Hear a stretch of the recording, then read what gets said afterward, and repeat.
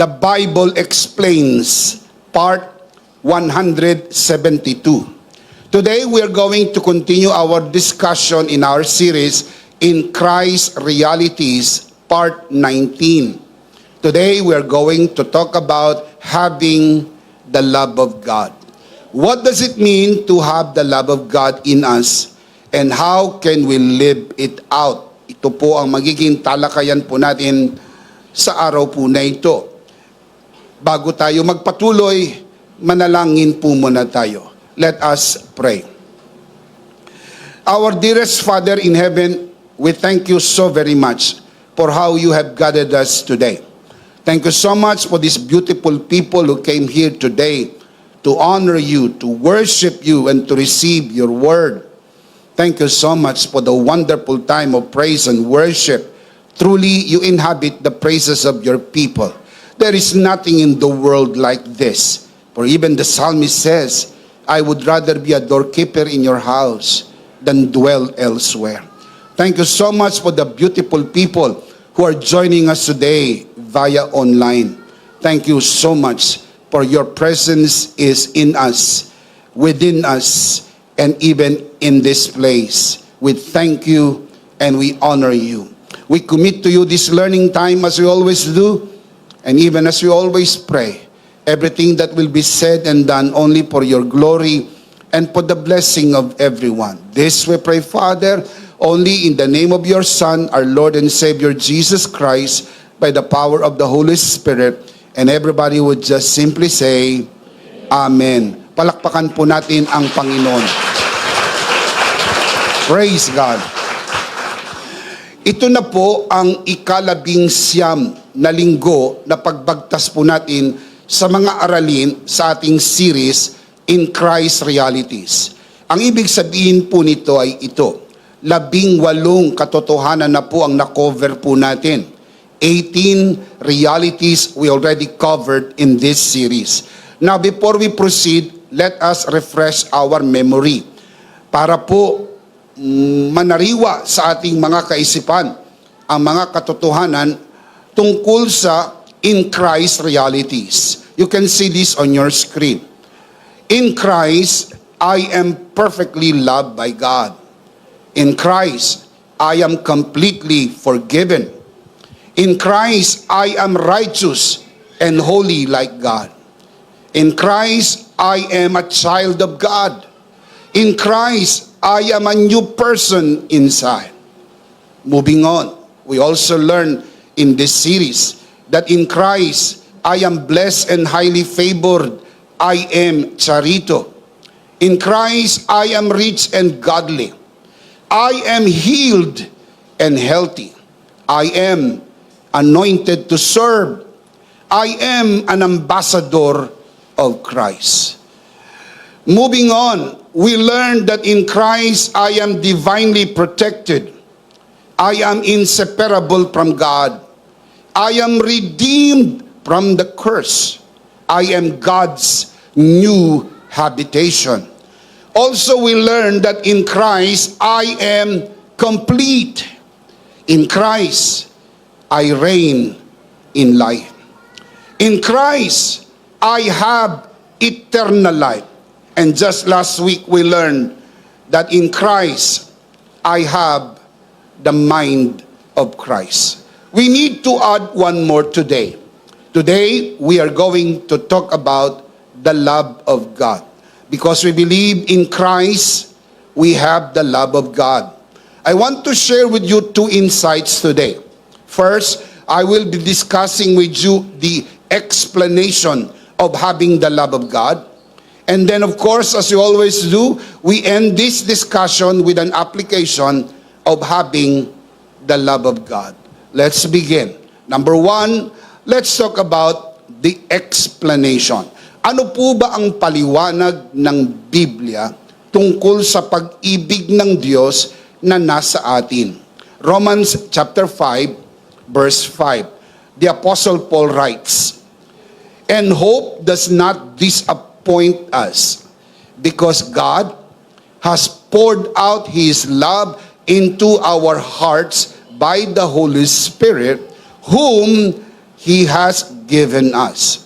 Kapansin-pansin po yung poured out. Poured out. Ang sabi po ni Apostle Paul, God has poured out His love into our hearts. Hindi po ibubuhos pa lang ang pag-ibig. Ibinuhos na ng Diyos ang kanyang pag-ibig. Ibig sabihin, nasa atin na ang pag-ibig ng Diyos. Hindi ka kulang sa pag-ibig. Nasa iyo ang pag-ibig ng Diyos. Kailangan lang po nating i-renew ang ating kaisipan upang kung anumang pag-ibig ang diniposito ng Diyos sa ating puso ay mailabas at maipamuhay at maipakita sa mga taong sa atin ay nakapaligid. Ang Greek word na ginamit po ay ekeo, na ang literal na meaning should be gush out. Understatement po yung poured out. Now, hindi ko sinasabing mali, pero understatement from the word ekeo meaning gush out. Ano ba ibig sabihin ng gush out? Rumaragasa, bumubulwak. Hindi po ibinuhos, bumubulwak at rumaragasa ang pag-ibig ng Diyos nang ito'y ibuhos sa ating mga puso. Kapansin-pansin pa rin na sa Greek grammar, ang word na ekeo ay nasa perfect tense. Ang ibig sabihin po ng perfect tense ay completed action with an ongoing result. Hindi po naibuhos lang. Yun po'y magandang kaisipan. Kundi yung naibuhos na pag-ibig ay umiipekto at nagpapatuloy na may epekto. So, ibig sabihin, yung love of God ay hindi po passive na parang wala lang. Ang love of God that has been poured out or gushed out ay active, working in the inside. And if only we know how to apply this, we will be amazed to see how wonderful the world can be with people know how to love using the love of God. Kung minsan, nasa atin ang pag-ibig ng Diyos, pero hindi po alam na nasa atin. Alam niyo po ba na ang taong may pera, pero hindi niya alam na siya'y may pera, parehas din ang damdamin ng taong walang pera? Mahalaga po yung alam. The Bible says, my people are destroyed for lack of knowledge. We have to know. That is why today we are going to look at verses, scripture, na makikita po natin na mayroon tayo ng pag-ibig ng Diyos. Kaya anumang panalangin na hinihiling natin na punuin tayo ng pag-ibig, bigyan mo kami ng pag-ibig, bigyan mo kami ng iyong pag-ibig, give us your love, fill us with your love, biblically, based on the new covenant, is not accurate. Sapagkat hindi mo po maaring hingiin ang naibigay na. Naibuhos na sa atin ang pag-ibig ng Diyos. Kailangan lang po talaga baguhin ang kaisipan, nasa akin na, at maturuan tayo kung paano mai-apply ang pag-ibig na naibigay na po sa atin. What is the difference between pour out and gush out? There is an old saying, a picture is worth 1,000 words. So let me show you pictures so you would see the difference between pour out and gush out. The picture of pour out is like pouring water from a pitcher. Yung po yung pour out. Yung gush out is like opening a floodgate of a dam, and the water bursts out, rushes toward. Yun po yung gush out. Ibig sabihin, pag binuksan mo ang floodgate ng dike o ng dam, ang tubig ay rumaragasa. Bumubulwak ang tubig. Ganon ang ginawa ng Diyos.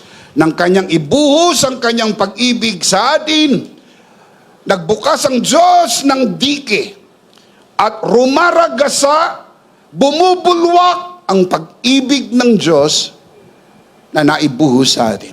How would you know that is exactly true? There is no word that would fitly describe the love of God. Wala hong naimbentong salita ang tao para mailarawan ang kahangahangang pag-ibig ng Diyos. Kaya ang pag-ibig po na yan ay naibuhos na sa atin. Ang ibig sabihin, nasa atin na. The love of God was not just poured out. This is an understatement. In the original, the love of God has been gashed out. Ibinuhos na rumaragasa at bumubulwak sa ating mga puso. The truth is, the love of God was gashed out into our hearts. Sa wikang Pilipino, ang pag-ibig ng Diyos hindi lang basta ibinuhos, kundi ibinuhos ang pag-ibig ng Diyos ng masagana, rumaragasa, at bumubulwak sa sobrang kasaganaan ng pag-ibig ng Diyos. Can you say amen? Now look at Romans 5:5 from the original, and hope does not disappoint us, because God has gashed out His love into our hearts. And tell me how? By the Holy Spirit whom He has given us. Mga kapatid, nasa atin na po ang pag-ibig ng Diyos. Hindi ka kulang sa pag-ibig. Sapat ang pag-ibig ng Diyos. Kailangan lang matutunan kung paano i-apply ang pag-ibig ng Diyos. Can you say amen? We already have the love of God in us. Therefore, everything we do for the Lord should be a natural overflow of God's love in us. Ano man ang ating gagawin ay kailangan natural na apaw lang ng pag-ibig ng Diyos na mayroon tayo. Hindi ho na atin maaring diktahan kung paano ito maisa sa katuparan. Mamamangha lang tayo kung paanong natural na umaapaw ang pag-ibig ng Diyos na naibuhos na po sa atin. 1 John chapter 4 verse 19. We love, and tell me why? We love because He first loved us. Hindi ho tayong unang nagmahal. Wala tayong kapasidad magmahal. Hindi ho tayong unang umakap. Spiritual na patay po tayo. Niyakap tayo ng kanyang pag-ibig. At ang espiritong patay ay tumanggap ng buhay at nabuhay. Nang mabuhay ang ating espiritu, nagsimula itong tumibok at nag-respond sa pag-ibig ng Diyos, ay sapagkat siya ang unang nagmahal sa atin. At dahil nasa atin na ang pag-ibig ng Diyos, ngayon tayo po ay umiibig. Iniibig natin ang Diyos. Iniibig natin ang mga tao sa paligid natin.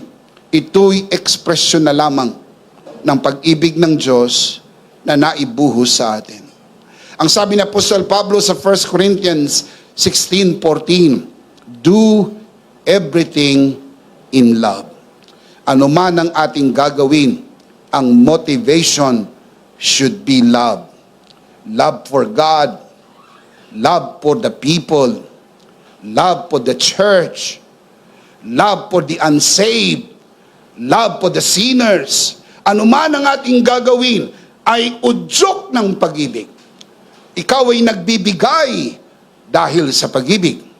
Ikaw ay naglilingkod, nagsasakripisyo dahil sa pag-ibig. Walang hinihintay na anumang kapalit, sapagkat kaya mo lang ito nagagawa dahil siyang unang umibig sa atin. Can you say amen? 2 Corinthians chapter 5 verse 14, maganda po ang pagkakaliwat, pagkakasabi ni Apostol Pablo tungkol sa pag-ibig ni Kristo sa atin. For Christ's love compels us. Yun po ang nag-uudyok sa atin. Yun po ang nagtutumulak sa atin. Yun ang nag-inspire sa atin. Hindi anuman. Hindi po love gift. Hindi po anumang pakinabang. Hindi kung anong makukuha natin. Kung hindi yung pag-ibig ni Kristo sa atin. Can you say amen? For Christ's love compels us because we are convinced that one died for all, referring to Christ, and therefore all died. And He died for all, that those who live, referring to us, those who live should no longer live for themselves, but for Him, referring to Christ, who died for them and was raised again. Ang ating pag-ibig kay Kristo ay sapagkat si Kristo ang unang umibig sa atin. Pag naintindihan natin ang pag-ibig ng Diyos, magiging magaang ang lahat ng ating paglilingkod. Hindi mo kailangang kaladkarin ang sarili mo para magsimba. Mayroon pong padyak sa iyong paa upang pumunta at magsimba sapagkat yan ay udyok ng pag-ibig ng Diyos. Hindi ka kailangan paringgan, pigain at konsensahin para magbigay. Merong kusang loob upang magbigay sapagkat yan ay udyok ng pag-ibig ng Diyos. Can you say amen? The Bible explains that in Christ, we have the love of God within us, empowering us to love and to do everything in love. Lahat gagawin natin sa pag-ibig. Walang personal na motibo, kundi dahil lang sa pag-ibig. Kapag ito po ang motivation po natin, hindi tayo ma-prostrate. Wala mang palakpak ang tao, wala mang congratulation ng tao, wala mang parangal ang tao, wala mang certificate of appreciation or whatever, hindi ka ma-prostrate. Sapagkat hindi yun ang motivation ng iyong serbisyo at sakripisyo, kundi ang pag-ibig ni Kristo na naibuhos sa atin. Ang tanong ko po sa atin, nasa atin na po ba ang pag-ibig ng Diyos? Meron na tayong kakayahang umibig. Kailangan na lang nating malaman kung paano ito gagawin. Number one, the explanation of having the love of God. We have the love of God. Can we say this together? In Christ, I have the love of God. One more time. In Christ, I have the love of God. Number two, let's talk about the application. Ngayong alam na po natin ang paliwanag na nasa atin na ang pag-ibig ng Diyos, paano naman ito ma-apply sa buhay natin? Let me give you the life application. Number one, share God's love to others boldly. To share it is one thing, but to do it boldly is another thing. Yung lakas ng loob na mag-share ng pag-ibig ng Diyos ay galing mismo doon sa pag-ibig ng Diyos. With the love of God within us, we are empowered to share His love with others boldly, knowing that His Spirit fills us with strength and courage. Yung lakas at tabang na nandito sa loob natin, mag-share po tayo, ay nanggagaling mismo sa pag-ibig ng Diyos. Kaya hindi ka maghahagilap ng lakas ng loob sa labas. Ang lakas ng loob ay nandito mismo galing sa pag-ibig ng Diyos. Look at the scripture, 1 John 4:18. For there is no fear in love, but perfect love drives out fear. Because fear has to do with punishment, and the one who fears is not made perfect in love. Kapag nandoon ang pag-ibig ng Diyos, walang nervyos, walang takot. Kaya lumalakas ang loob mo mag-share sa iyong mga mahal sa buhay. Isipin po ninyo, kailangan lang nilang marinig na may nagmamahal sa kanila at mahal sila ng Diyos. Mga kapatid, marami pong tumatanggi sa inaalok na kaligtasan sapagkat ang presentasyon ay galit ang Diyos sa kanila, nagbabanta ang Diyos sa kanila, at sinasabing sila'y makasalanan. Madalas naririnig natin sa likod ng pulpito, ikaw ay makasalanan, ikaw ay butangero, ikaw ay basagulero, ikaw ay lasinggero, ikaw ay makasalanan. Ang sagot po nila, Amen. Kasi alam na nilang sila'y makasalanan. Pero walang nakapagsabi sa kanila na kahit sila'y makasalanan, mahal sila ng Diyos. Kung malalaman lang nila na mahal sila ng Diyos. Kung malalaman lang nila sa krus ng Kalbaryo, kinarga ni Jesus ang kanilang kasalanan. Kung malalaman lang nila ang pag-ibig ng Diyos, they would give it a try. Kaya kailangan lumakas ang loob natin. Sabihin natin sa ating pamilya, sa ating mga kamag-anak, sa ating mga kaibigan, ang tungkol sa pag-ibig ng Diyos, ang tungkol sa biyaya ng Diyos, at tungkol sa tinapos na gawa ni Kristo. Love and fear cannot coexist. For God's perfect love drives out fear. When we rest in His love, fear loses its grip on us, freeing us to live fully and love deeply and share boldly. Yun ang nagagawa ng pag-ibig ng Diyos. Kaya kung nasa iyo ang pag-ibig ng Diyos, natural, merong lakas ng loob, kailangan mo lang hakbangan. Remember, a journey of 1,000,000 miles begin with the first step. Hakbangan mo lang. Invite mo ang iyong mga loved ones. Just give it a try. Pwede silang tumanggi sa una. Pero itong natuklasan ko, hindi sila palaging tatanggi. Keep on keeping on. Sa una, tumanggi. Sa pangalawa, tumanggi. And how would you know? Sa mangatlo, ay oo na sila. And it will just take one invite to have the opportunity to hear the Word of God. At hindi babalik ang salita ng Diyos nang walang kabuluhan. Can you say amen? So remember, number 1, share God's love to others boldly. Lakasan natin ang ating loob. Nasa atin ang pag-ibig ng Diyos. Kapag tinanggihan tayo, hindi ho tayong tinatanggihan ang pag-ibig ng Diyos. Do not take it personally. Kapag nag-share ka, nireject ka, hindi ka ang nire-reject nila. Keep on sharing. Keep on sharing. Huwag matakot. Kayang labanan ng takot. At ang panlaban sa takot ay ang pag-ibig ng Diyos. Can you say amen? Number 2, forgive others freely. Number 2 application. Dahil nasa iyo na ang pag-ibig ng Diyos, you can forgive others freely. Now, hindi ho madali ang magpatawad. Pero hindi naman po imposible. Nagagawa din ito dahil sa pag-ibig ng Diyos. Sa ganang ating sarili, sa bagsak nating kalagayan, hindi natin kaya. Pero dahil nasa atin ang pag-ibig ng Diyos, sabi na ba, hindi ko kaya yan. Natatandaan niyo po yung kasabihan, to err is human, but to forgive is divine. Ang Diyos lang ang nagpapatawad. Sabi nga ng iba, ang Diyos nagpapatawad. Ako hindi. Tindi mo. Mas matindi ka pa sa Diyos. Ang Diyos nga nagpatawad. Ikaw ay hindi. Parang pinapalabas mo. Mas mataas yung standard mo sa Diyos. Kaya hindi mo mapatawad. Mga kapatid, yun po ay maliwanag na larawan ng kawalan ng kakayang gawin ito sapagkat ito'y nagagawa lang ng pag-ibig ng Diyos. With God's love within us, we are empowered to forgive others freely. Reflecting His ultimate expression of love, forgiveness is a true mark of divine love.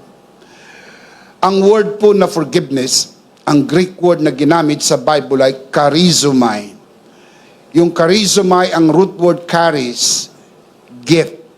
That's why forgiveness should be a gift. Freely given. Kapag in-earn po nila yan sa inyo, hindi yan tunay na forgiveness. Patatawarin lang kita kapag nagbago ka. Nung nagbago yung tao, pinatawad mo. Ang patawad na binigay mo ay premyo ng kanyang pagbabago. That is not biblical forgiveness. Biblical forgiveness is no string attached. You just freely give it. Patatawarin ko lang yan pag nagsorry na. Mga kapatid, kahit hindi pa nagsosorry, patawarin mo na. Sapagkat ang pagpapatawad, ang pakinabang ay hindi dun sa nagkasala, kundi sa taong nagawa ng kasalanan. If you forgive, you will benefit. Gagaang ang iyong loob.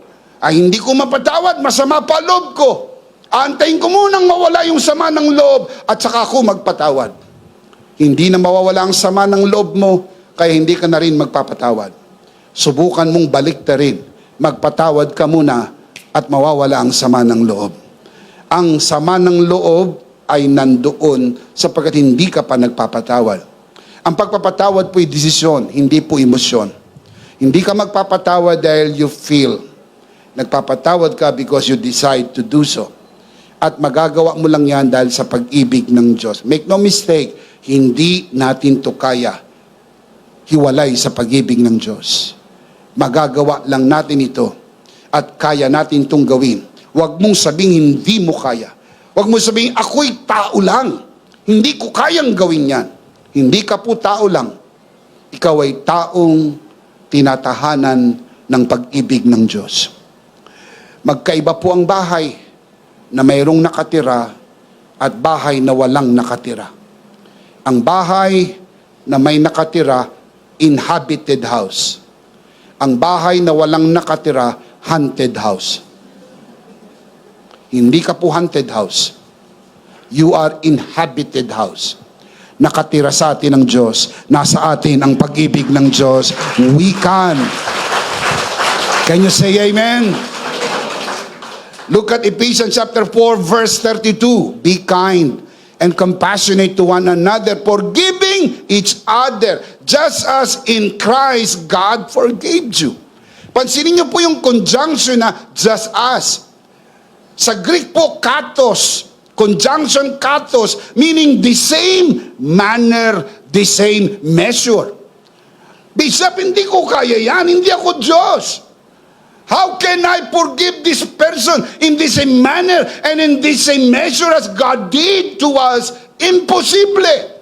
Mga kapatid, hindi po yan pinagagawa ng Diyos sa atin sa ganang ating sarili. You miss the whole point. Look at the verse. Just as in Christ. That's the key. You can only do this because you are in Christ. And in Christ, you have the love of God. And only the love of God will enable you to forgive. Ilang beses kong patatawarin ng taong yan. Di ba yun din ang naging tanong ni Pedro?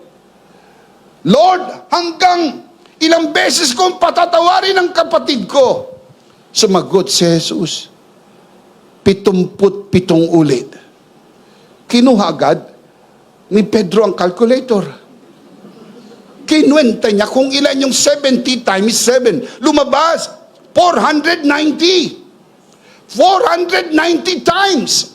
Now, kung ito'y literal, dapat itong ibig sabihin.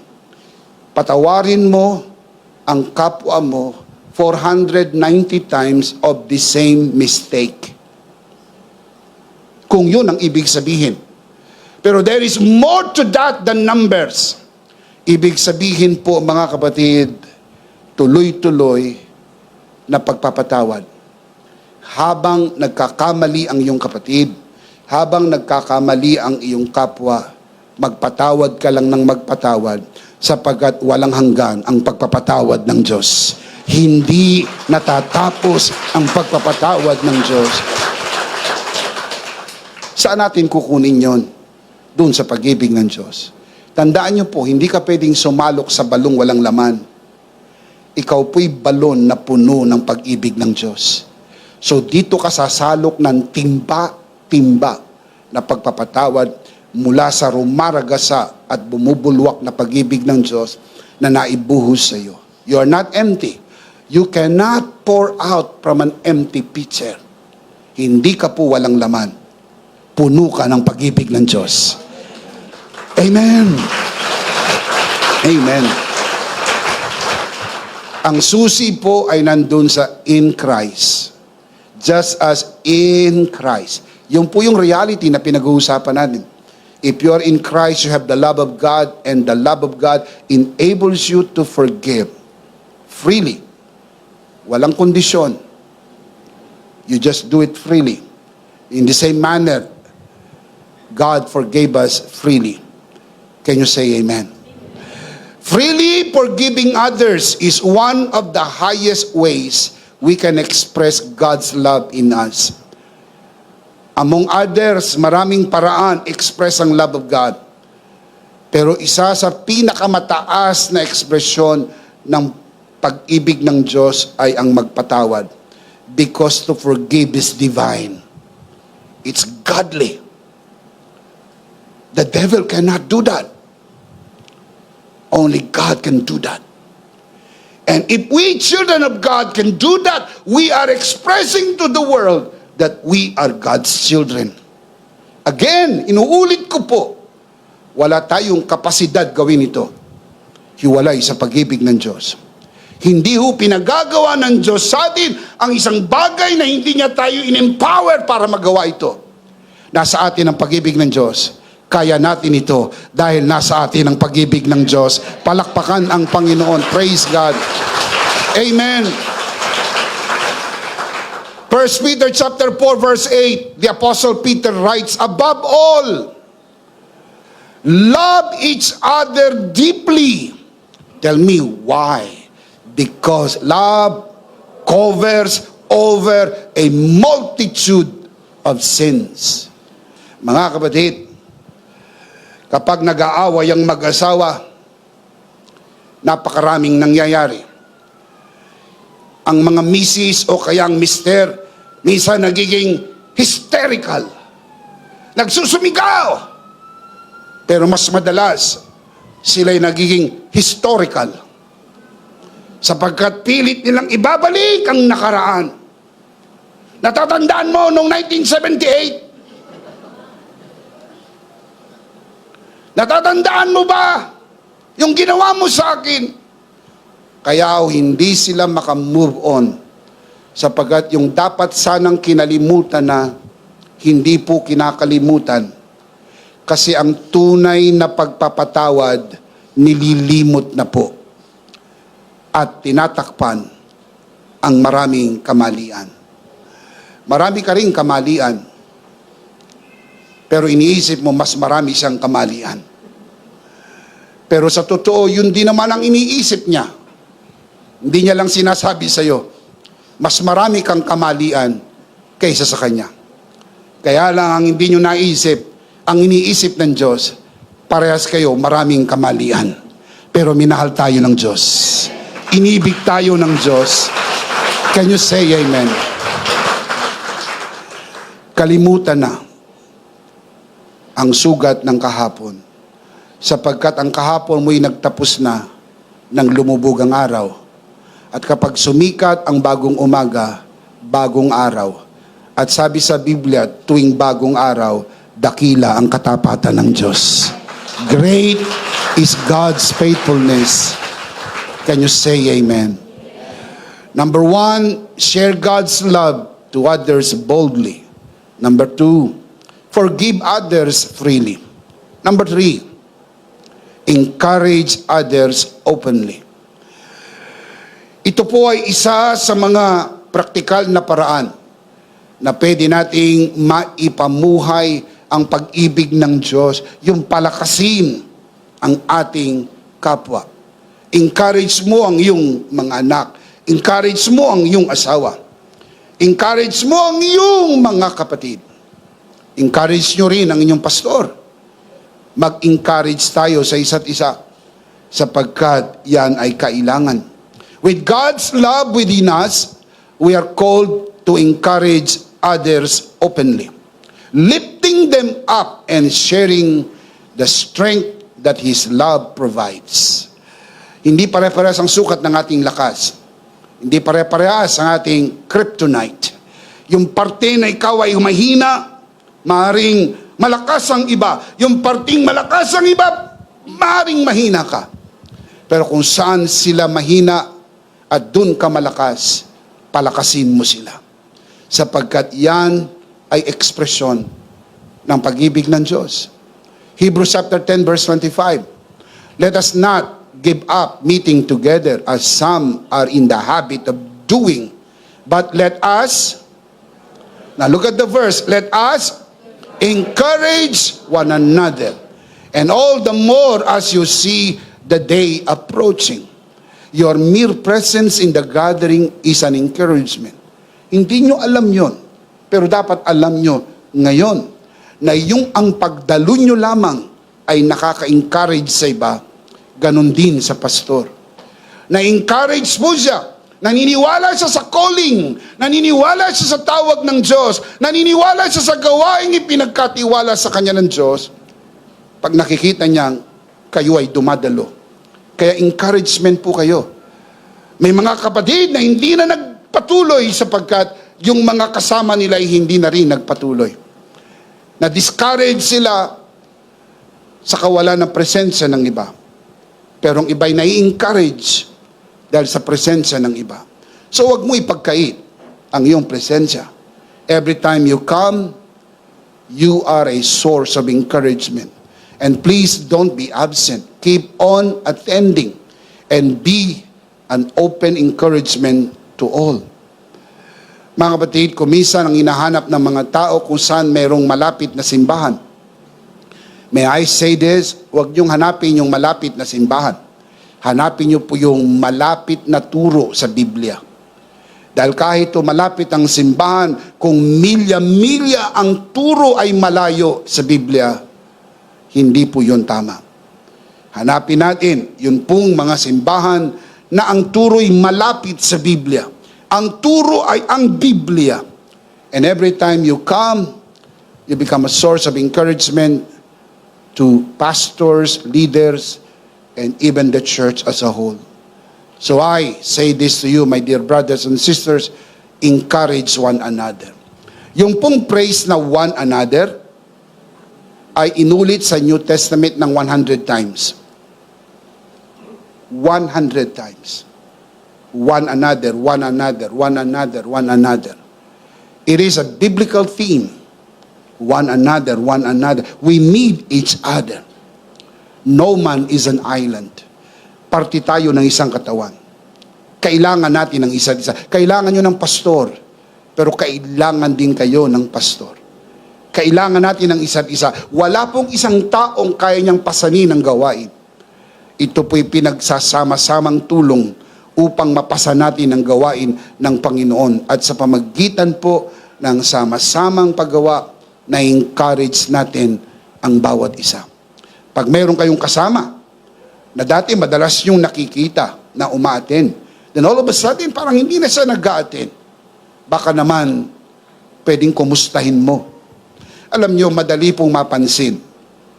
Kuminsan, kapag ang group ay medyo maliit lang, probably about 30 people or less or even over 30 people. Kapag meron pong hindi umaten, kita na agad. Kita na agad. Pero when you talk about hundreds, 300, 400, 500, or even 800, lalo na sa mga mega churches, na you're talking about thousands of people, na no one would know kung umaten ka o hindi. Walang makakaalam kung umaten ka o hindi. Kung minsan ay nagugulat yung iba. Napansin pa ni Bishop na hindi tayo naka-attend. Eh napakaraming uma-attend sa church the whole day. Sa isang araw na pagsamba, 4 services, around 700 to 800 people come here on a given Sunday. And another hundreds of that ay nandun sa gabi, yung ating 8 o'clock online service. Sabi ng iba, paano tayo nakita ni Bishop na wala? Kasi you are a creature of habit. Alam ko kung saan kayo nakaupo. Kaya huwag kayong palipat-lipat ng upuan. Kung doon kayo lagi nakaupo, at pagtingin ko wala kayo, sigurado ko kumustahin ko kayo. Sapagkat natutuwa kaming kasama kayo. Sama-sama tayong naglilingkod sa Panginoon. Sama-sama tayong nagpupuri sa Panginoon. Shout amen.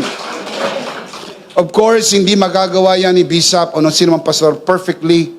Pero may I ask this from you? Baka naman pwede niyong gawin yan sa ating mga kapatiran. Baka may kilala kayo na tumigil sa pagdalo. Please drop a note. Kamusta na, kapatid? Pinapakamusta ka ni Bishop kahit hindi naman. Oh, Bishop, tama ba yon? Well, in the reality, tama sapagkat we are one body. You are just extending. Na probably hindi lang huyo nasabi ni Bishop sapagkat limitado ang kanyang kaalaman at di naman niya alam. But when we think bigger, that we are part of family, ay kamusta na po kayo? Ba't di na po kayo umaatin? We want to know. Sapagkat that is what community is all about.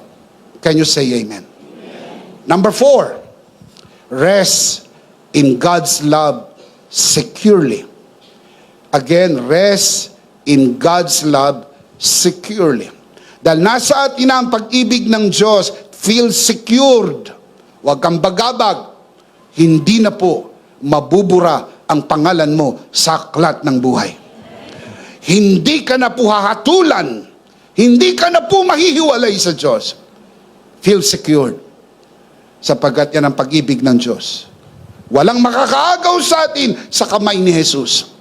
Walang makakaagaw sa atin sa kamay ng Ama. And that is feeling secure. With God's love within us, we can rest securely, knowing that His love is constant and unshakable. Hindi ho nagbabago ang pag-ibig ng Diyos. Make no mistake about this, hindi ka minahal ng Diyos sa mga katangiang taglay mo. Sabi sa Biblia, minahal tayo ng Diyos nung tayo'y makasalanan pa. Wala ka pang napatunayan. Wala ka pang offering. Wala ka pang service. Naglulublob ka pa sa pusali ng kasalanan. Minahal ka na ng Diyos. You did not earn His love.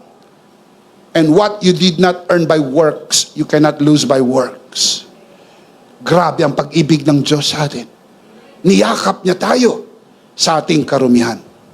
At dahil secure tayo sa pag-ibig ng Diyos, did you know, my dear brothers and sisters, that Romans chapter 8 starts with no condemnation and it ends with no separation.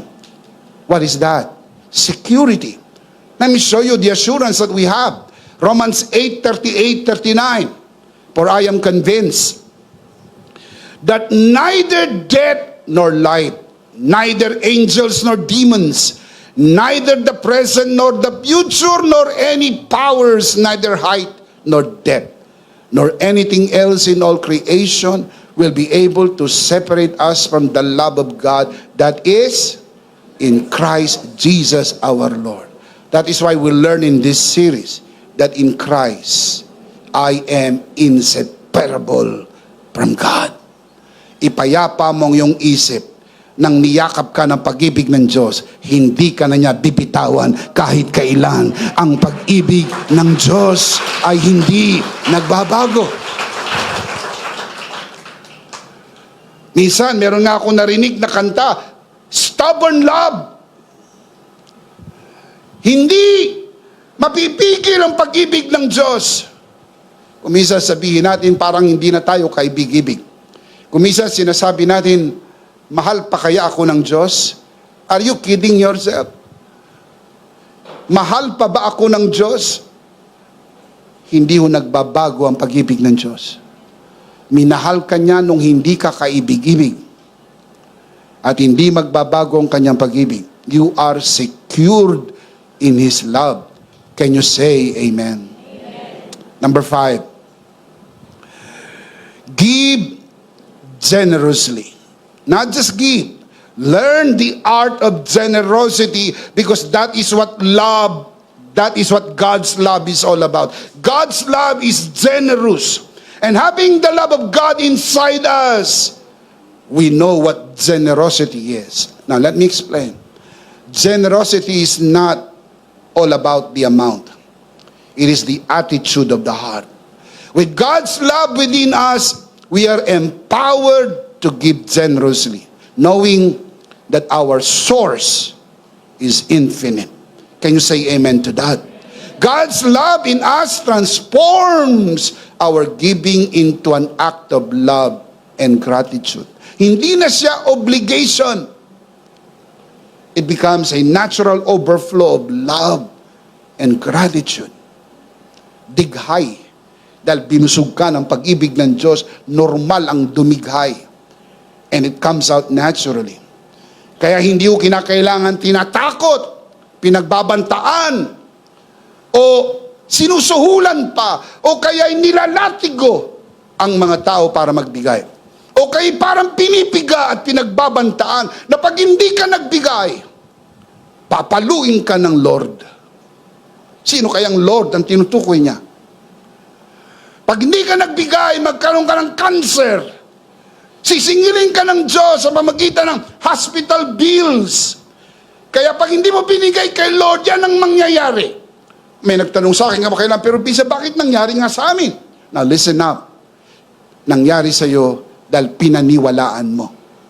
Mabuti man o masama, pag pinaniwalaan ng isip, nangyayari sa kanya. Kaya napakahalagang tama ang iyong paniwalaan, sapagkat kung tama ang iyong pinaniniwalaan, tama ang mangyayari. Hindi ho tayo nagbibigay dahil sa takot. Nagbibigay tayo dahil sa pag-ibig. Can you say amen? Remember the old saying, you can always give without loving, but you cannot love without giving. Giving is an overflow of love.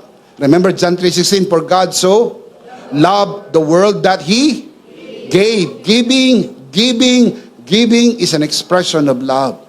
Kaya hindi dapat, mga kapatid, pinipilit ang tao magbigay.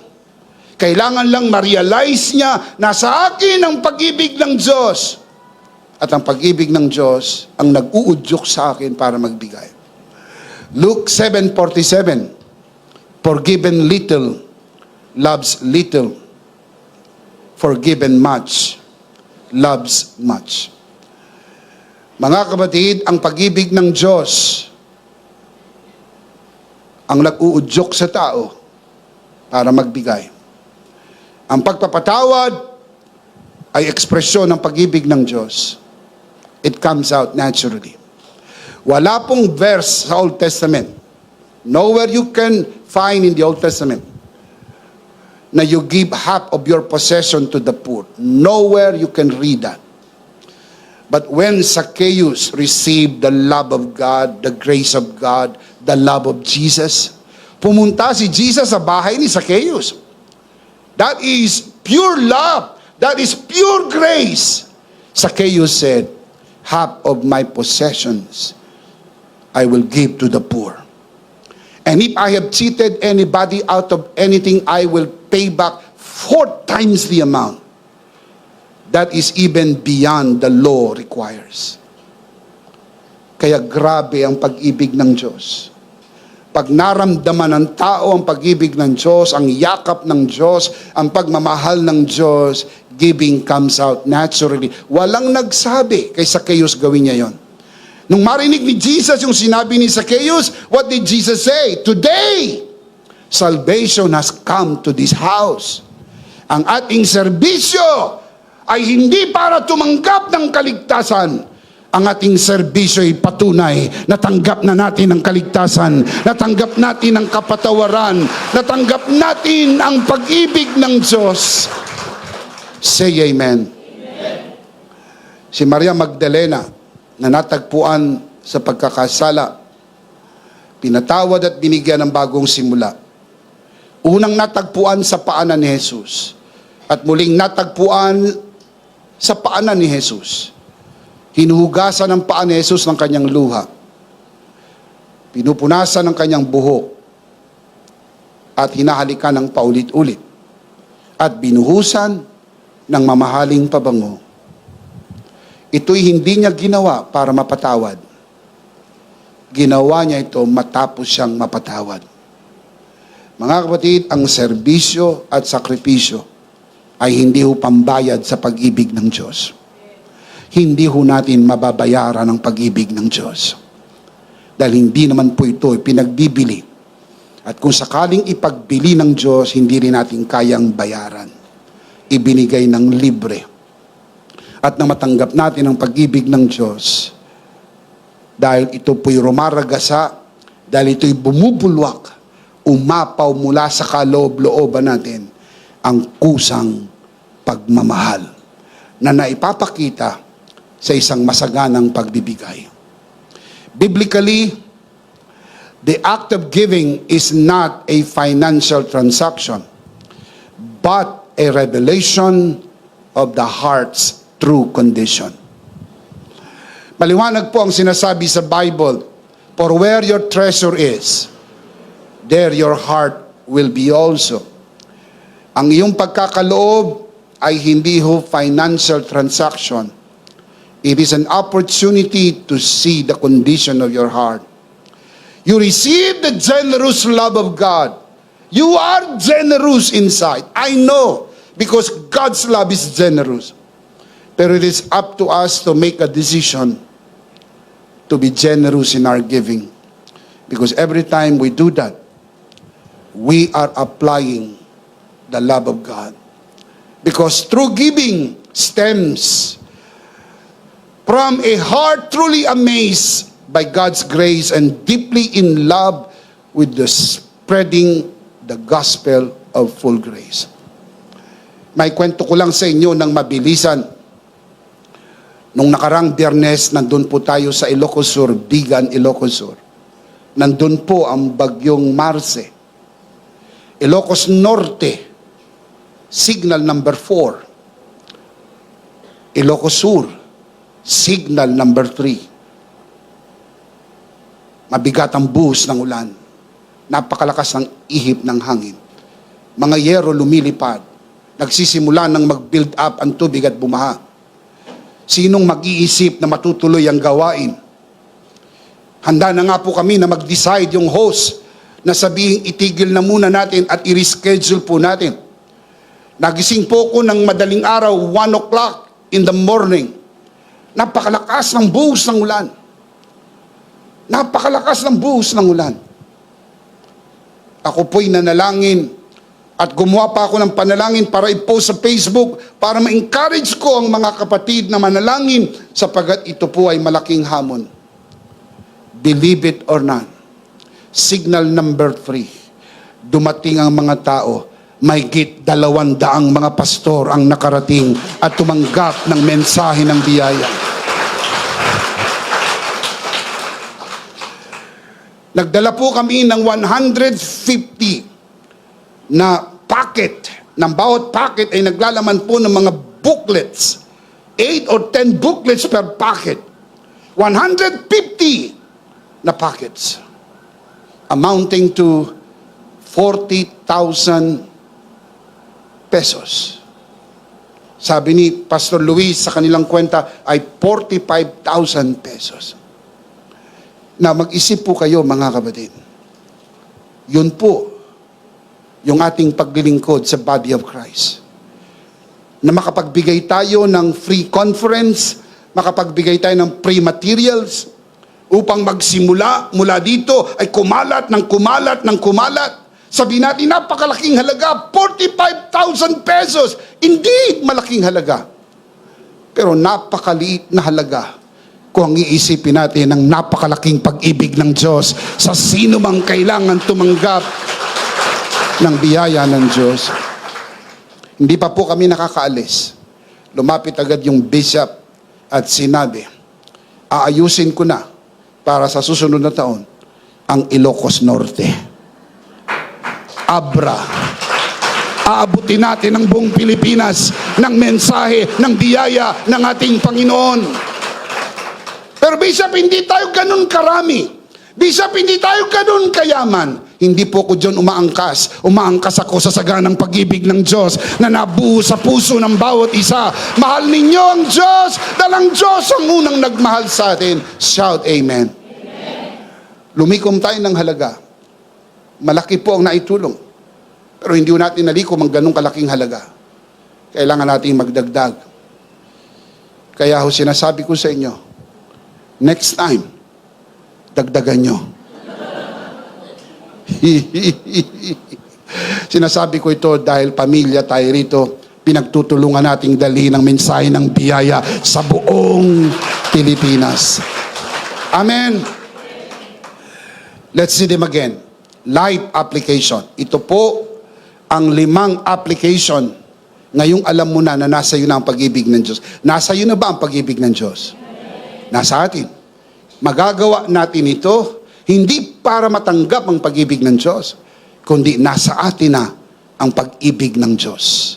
Basahin natin ng malakas. Sabay-sabay. Ready, mga kapatid. Application. Number 1. Share God's love to others boldly. Number 2. Forgive others freely. Number 3. Encourage others openly. Number 4.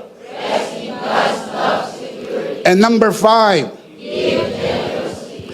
Listen to me, my dear brothers and sisters. And because we have the love of God, we can share His love to others boldly. We can forgive others freely. We can encourage others openly.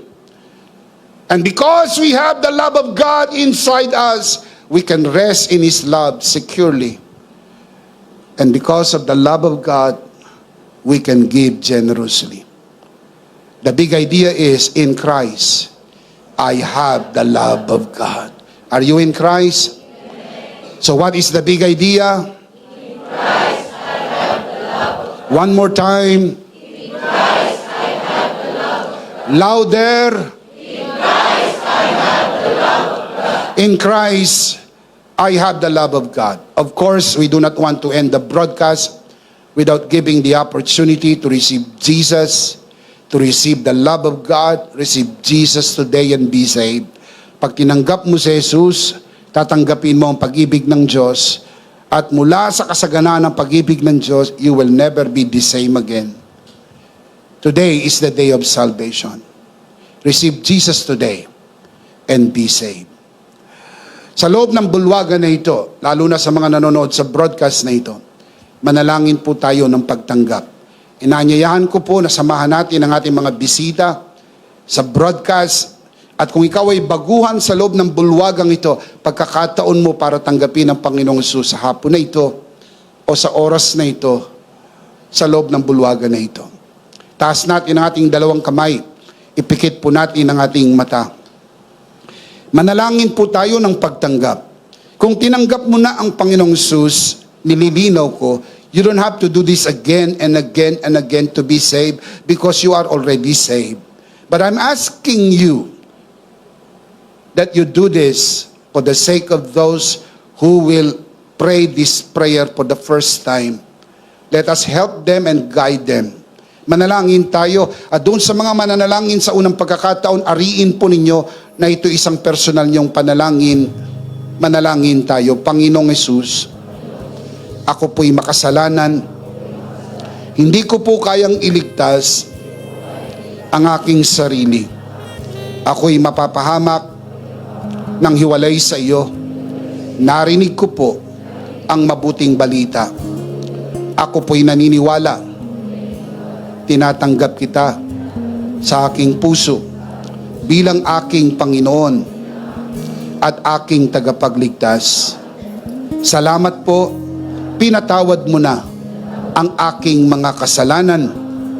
Isinulat mo na ang aking pangalan sa aklat ng buhay. Sa pangalan ni Jesus, Amen. Ako na lang po mananalangin, Ama, sa oras na ito. Tinataas ko po sa harapan ng sino mang sumunod sa panalangin ng pagtanggap sa unang pagkakataon sa loob ng bulwagang ito, lalo na sa mga nanonood sa broadcast na ito.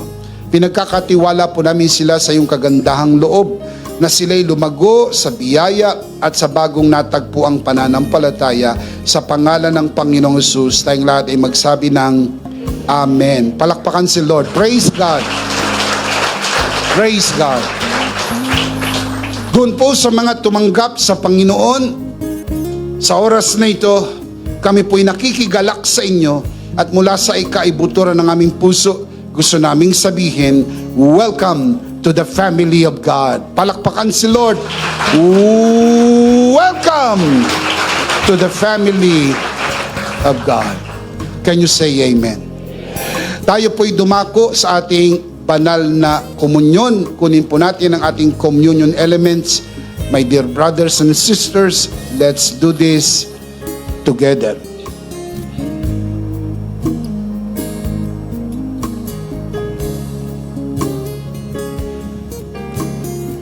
All right, let's do this together, mga kabiyaya. Hawak-hawak po natin ang pinakamakapangyarihang simbolo ng tinapos na gawa ni Kristo sa krus ng Kalbaryo. Ito ang aral na tinanggap ko sa Panginoon at ngayon naman ay binibigay ko sa inyo. Nang gabing siya'y pagkanuli dumampot siya ng tinapay, kanyang pinagpira-piraso at kanyang sinabi, ito ang aking katawan na pinagpira-piraso dahil sa inyo. Gawin niyo to bilang pag-alaala sa akin. Sabay-sabay po natin gawin.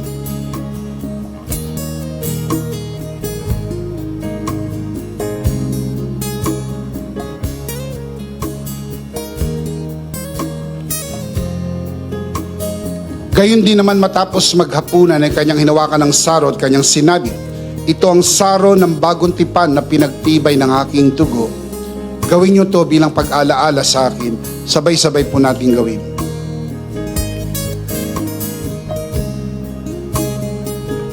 At po itaas ang ating dalawang kamay at sumunod po tayo sa panalangin na ito. Aming Ama, maraming salamat po sa aming Panginoong Hesukristo. Panginoong Hesukristo, maraming salamat po sa iyong banal na dugo na iyong itinigis sa krus ng Kalbaryo.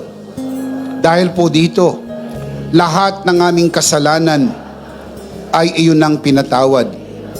Maraming salamat po sa iyong katawan na nabugbog at nasugatan. Dahil po dito, lahat ng aming sakit ay iyon ang pinagaling. Gaya ng nasusulat, sa iyong mga sugat, ako'y magaling na. Ako'y naniniwala, ako'y magaling na. Aking dinideklara, ako'y magaling na. Ako'y malusog, malakas, masigla, pinagpala, pinaburan, at mabubuhay ng mahaba. Sa pangalan ni Jesus, maraming salamat po, Banal na Espiritu, sa iyong kapahayagan sa mensahe ng biyaya. Sa pangalan ng Panginoong Jesus, Amen. Amen. Palakpakan si Lord. Praise God. Praise God. Minsan pa, sabay-sabay, malakas, ano po ang ating big idea? One more time, louder. In Christ, I have the love of God. Last of all, let me speak to your heart. You who are watching this broadcast. If this broadcast has blessed you, and if not asking too much, I would like you to bless this ministry with your love offering so that together we can reach the world with the message of full grace. And from the bottom of our hearts here at EMI, we would like to say, thank you for giving to the Lord. We'll see you next Sunday, purposely on site, but definitely we'll see you again online. Ako po si Bishop Emmy, kasama po si Pastora Joe at ang kabuuan ng The Lord's Community and EMI Broadcast. Maraming